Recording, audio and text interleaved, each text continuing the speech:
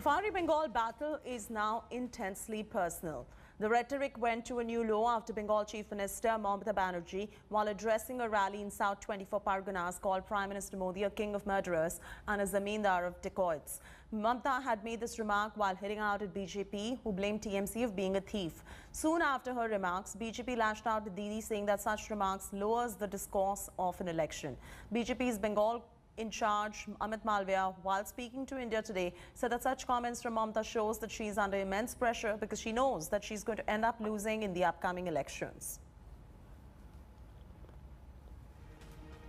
Ami chor, ami dakat, ami khuni, ami manushke জীবন দিয়ে ভালোবাসি আর তুমি শালা খুনিদের রাজা, খুনিদের জমিদার, ডাকাতদের জমিদার সব টাকা খেয়ে নিয়েছো।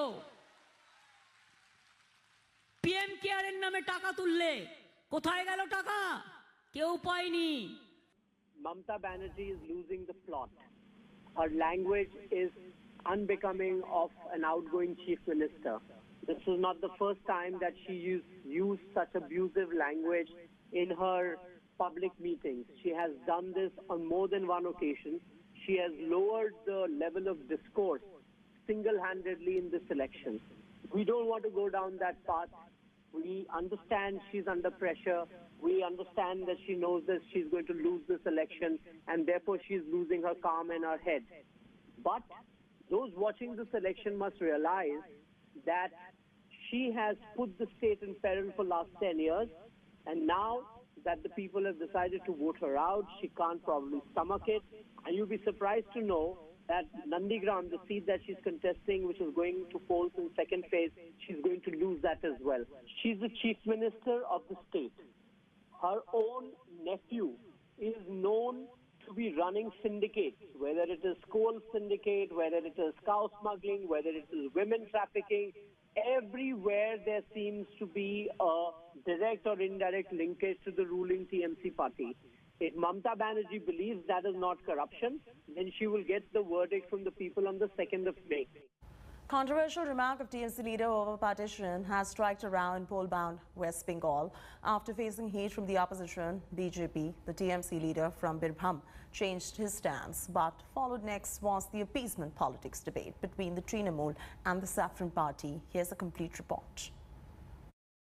আমরা যদি 30% লোককে সারা ভারতবর্ষের 30% লোককে যদি একদিক করে দেওয়া হয়, চারটে পাকিস্তান তৈরি হবে। একটা পাকিস্তানের A TMC leader makes a controversial remark only to back down a few hours later. এরা যদি পার্সেন্ট ভাগ করে তাহলে এরা কিসের রাজনীতি করে? আমরা মমতা বন্দ্যোপাধ্যায়ের সক্রিয় কর্মী, আমরা মমতা বন্দ্যোপাধ্যায়ের সঙ্গে আছি। আমরা যদি এই যে সংখ্যালঘু, আমরা ভারতবর্ষের কতগুলো মুসলমান আছি। Alam Sheikh made the partition threat while addressing his supporters in Birbhum district. He claimed that if the 30% Muslim population of the country were to come together, it could lead to creation of 4 Pakistans. আমরা যারা সংখ্যা নেব তারা 30% আর তারা যারা আছেন তারা 70%। এই 70% নিয়ে তারা গতিতে আসবেন। লজ্জা করা উচিত।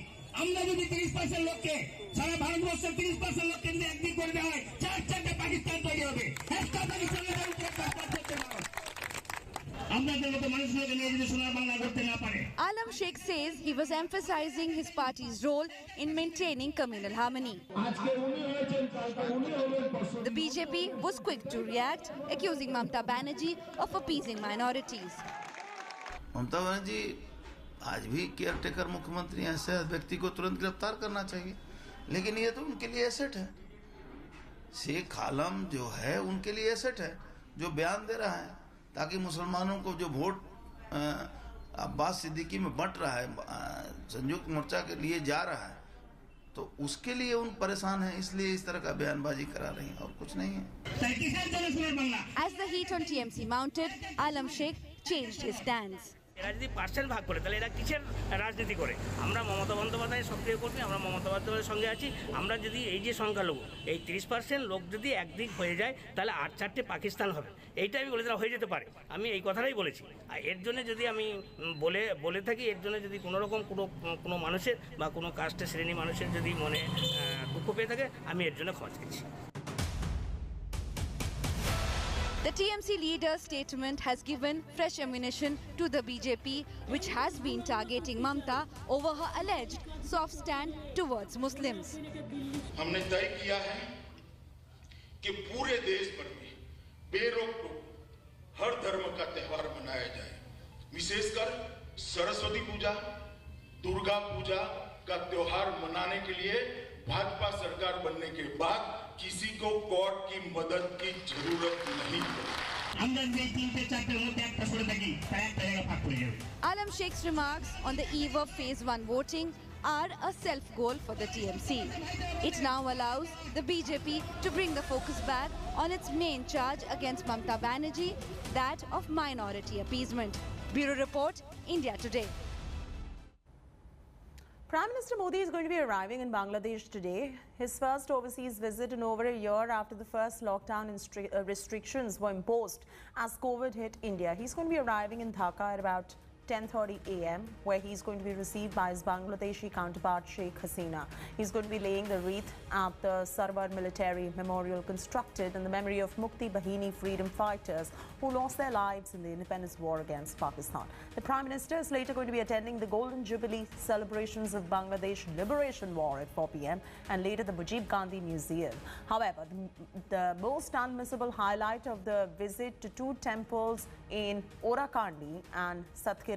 Orakandi is the birthplace of Harichandra Thakur, who formed the Matua sect, who's become a deciding factor in certain constituencies in the upcoming assembly elections in West Bengal.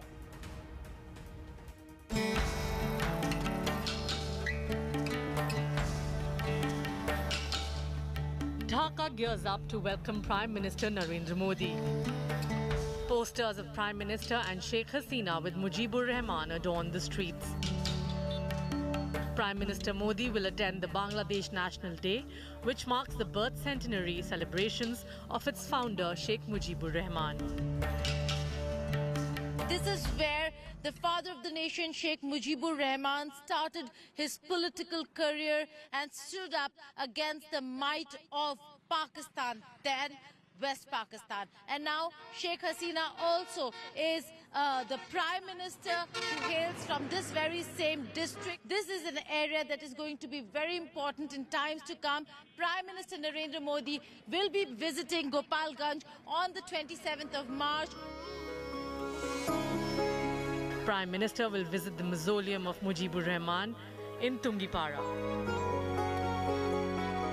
But the most unmissable part of the Prime Minister's visit will be his trip to temples at Satkira and Orakandi.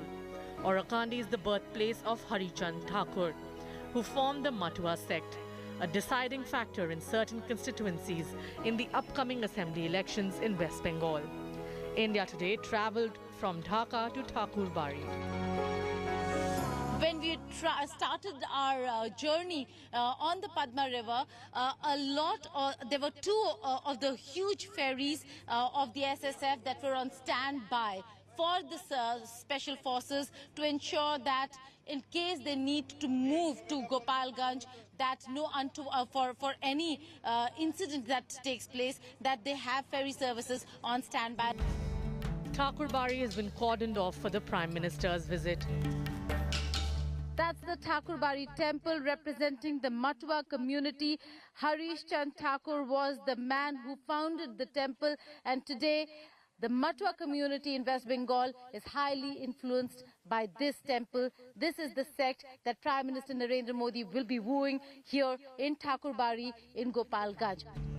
The Matua community here is elated. India Today spoke to members of the community who demanded that they be granted Indian citizenship. এই ভিজিটটা ভারতের প্রধানমন্ত্রীর অত্যন্ত important বা গুরুত্বপূর্ণ আমি মনে করি, এবং এটা আমাদের মতুয়াদের জন্য একটি সম্মানের বা গর্বেরও বিষয়। উনি আসছেন, এতে আমরা অত্যন্ত আনন্দিত এবং আমরা উচ্ছ্বাসিত। উনি ওরাকান্দি ঠাকুরবাড়িতে এসে পূজা দেবেন। আমরা যতটুকু জানতে পেরেছি 8 থেকে 10 মিনিট উনি পূজা দেবেন। নরেন্দ্র মোদি এখানে আসছে ওরাকান্দি, আমরা খুশি, সব দিক দিয়ে ভালো হবে, আর সবাই মিলে আমরা সবকিছু करतेছে। The stage is set here in Thakurbari. If you see behind me, preparations underway to welcome Prime Minister Narendra Modi. That's the stage that he'll come to address the Matua community. If you look at the chairs, it is quite interesting. They have kept the COVID restrictions in mind and ensured that there is no way that there is any criticism coming the Indian administration or Indian mission's way when it comes to how this event was managed and handled. But it is going to be significant because it's 27th March when Prime Minister Narendra Modi is going to be over here addressing the Matua community. With video journalist Pavan Kumar in Thakurbari, Geeta Mohan for India Today.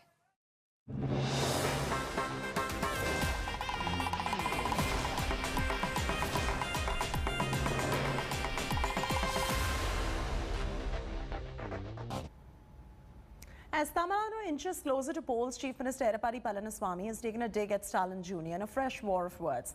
The AIADMK leader has now accused Udayanithi of threatening the DGP-level officers while the Chief Minister was campaigning in the state. EPS's reference dates back to 5 months when Udayanithi Stalin openly issued a threat to a police officer who arrested and prevented him from campaigning as the latter did not have legal permission. EPS also stated that those in charge of protecting people will themselves need protection if the DMK comes into power. But Stalin Jr. has also hit out at EPS, calling the Chief Minister of benumbness, accusing him of pushing Shashikala away after he came into power.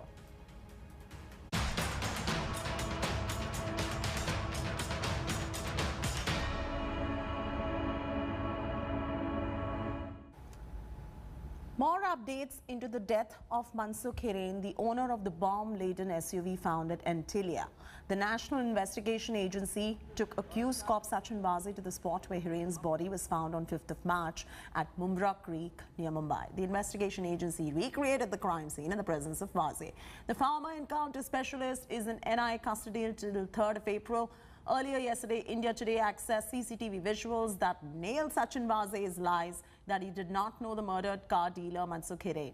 It is not one but two videos that nail Vaze's lies. In the latest visuals accessed from 17th of February, one can see a white color cab stopping at CST station, and Mansukh Hiren comes out of the cab and walks to the Mercedes driven by Vaze and meets him.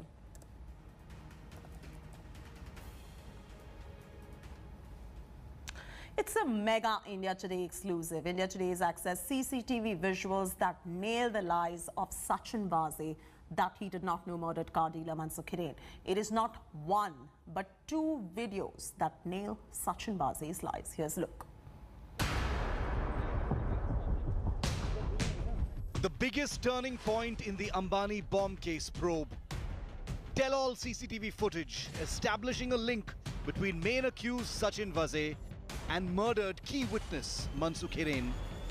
India Today sets the news agenda with this big news break with two sets of CCTV images. In the first set of exclusive CCTV footage, the victim Mansukh Hiren can be seen alighting from a white cab at the Chhatrapati Shivaji Terminus station on the 17th of February. He waits before crossing the busy intersection. The second set of exclusive CCTV images shows a blue-colored Mercedes driven by Sachin Vaze himself. The Mercedes stops at the signal and remains stationary even when the lights turn green. Mansukh Hiren is seen walking across the road and getting into the waiting Mercedes, which then drives off with Sachin Vaze at the wheel. India Today scoops out evidence which may prove a watershed moment in Antilia bomb scare case. It proves that how Sachin Vaze lied. Sachin Vaze knew Mansukh Hiren. This footage nails Sachin Vaze's lies. It actually cracked the whole Antilia bomb scare case. The second video where Vaze and Hiren were caught together is from February the 26th, a day after explosives were found in an SUV outside Ambani's residence Antilia. Vaze and Mansukh Hiren are seen driving together in another luxury vehicle and getting down. Not just that, India Today earlier showed how Sachin Vaze was seen driving the getaway white Innova car used by the Antilia bomb planter. The vehicle reached a spot nearby to Antilia, Mukesh Ambani's residence, on the 24th of February at 4:35 a.m. when Sachin Vaze, in a loose overall, got down to plant the threat letter addressed to the Ambanis in the gelatin stick-laden black Scorpio. The National Investigation Agency got the lead from these CCTV images from Mulund Toll Plaza, where the Innova was caught on CCTV the same night at 5:18 a.m. These images nail the disgraced police officer and give clinching evidence of his direct role. Bust his chief lies of never having known Mansukh Hiren and having no role in the Antilia bomb plot. With Sahil Joshi and team in Mumbai, Bureau Report, India Today.